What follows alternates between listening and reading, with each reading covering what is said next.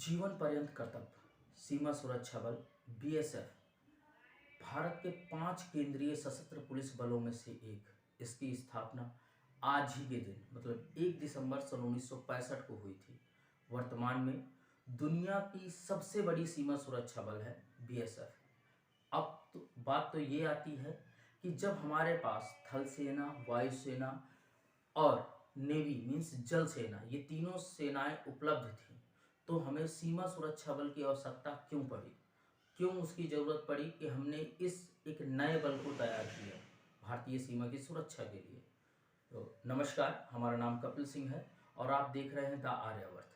आइए मिलकर हम बातें करते हैं कि बीएसएफ की ज़रूरत हमें क्यों पड़ी। सीमा सुरक्षा बल शांतिकाल के दौरान भारत के सीमा की रखवाली और अंतर्राष्ट्रीय अपराध को रोकने का काम करता है। यह गृह मंत्रालय के अधीन एक केंद्रीय सरकारी एजेंसी है। सीमा सुरक्षा बल बीएसएफ के प्रमुख को महानिदेशक कहा जाता है, जो भारतीय पुलिस सेवा का एक अधिकारी होता है।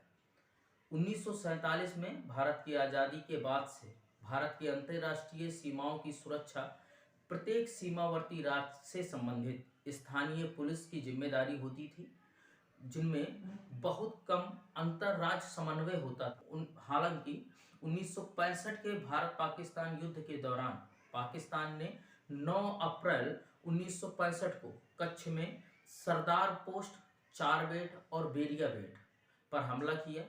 इस हमले ने सशस्त्र आक्रमण से निपटने में राज्य सशस्त्र पुलिस की अपर्याप्तता, उसकी जो कमियां थीं, उसको उजागर किया। इस प्रकार युद्ध की समाप्ति के बाद सरकार ने भारत की अंतर्राष्ट्रीय सीमा सुरक्षा के लिए एक अलग से एक नई एजेंसी बनाने का निर्णय लिया।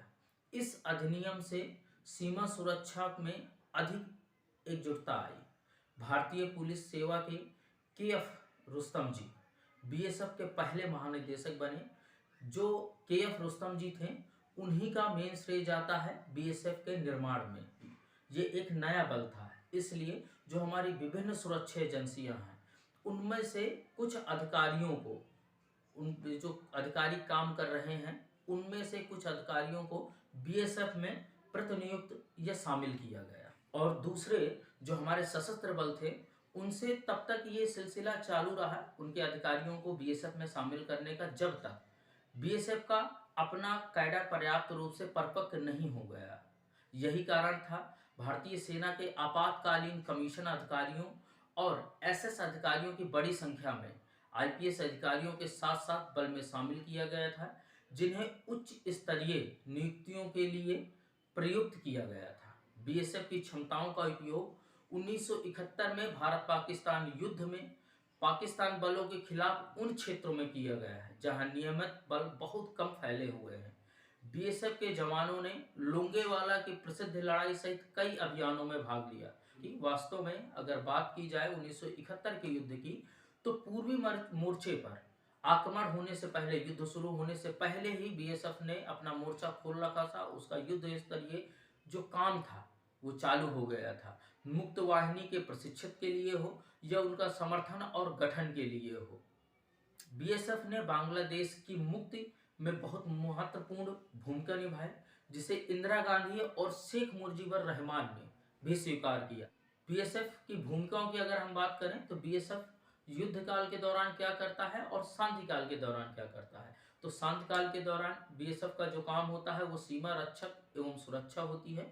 सीमा पार अपराधों को रोकना होता है और वहां पर जो अपराध हो रहे हैं उनको देखना कि क्या कोई अपराध भारत के विरुद्ध हो रहा है, हमारे देश के विरुद्ध हो रहा है। सीमा पर जो तस्करी होती है उसकी रोकथाम करना, घुसपैठ जो होती है उसकी रोकथाम करना और खुफिया जानकारी एकत्र करना।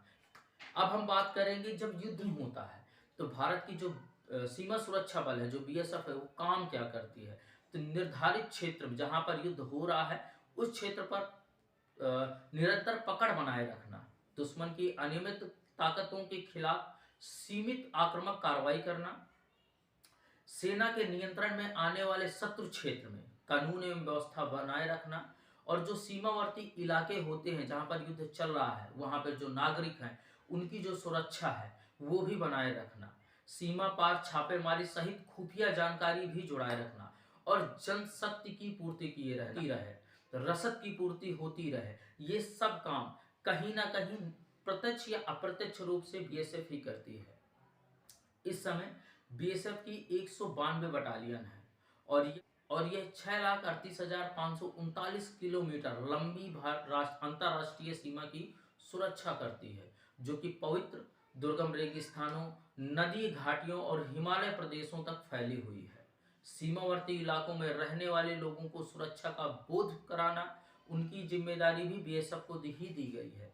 बीएसएफ द्वारा हर साल अलग अलग भर्ती भी निकाली जाती हैं, जिनमें हम भारत देश के युवाओं को प्रोत्साहित करते हैं कि वो बीएसएफ में शामिल हो, हम उनको अपने देश के लिए अपना सर्वोच्च दे सकें। बीएसएफ जो भर्ती करती है वो यूपीएससी के थ्रू और एसएससी के माध्यम से की जाती है। तो मैं अंत में कहना चाहूँगा कि कभी ठंड में ठिठुर के देख लेना, कभी ठंड में ठिठुर के देख लेना, कभी तपती धूप में जलकर देख लेना, कैसे होती है मुल्क की हिफाजत, कैसे होती है मुल्क की हिफाजत, कभी सरहद पे चलकर देख लेना।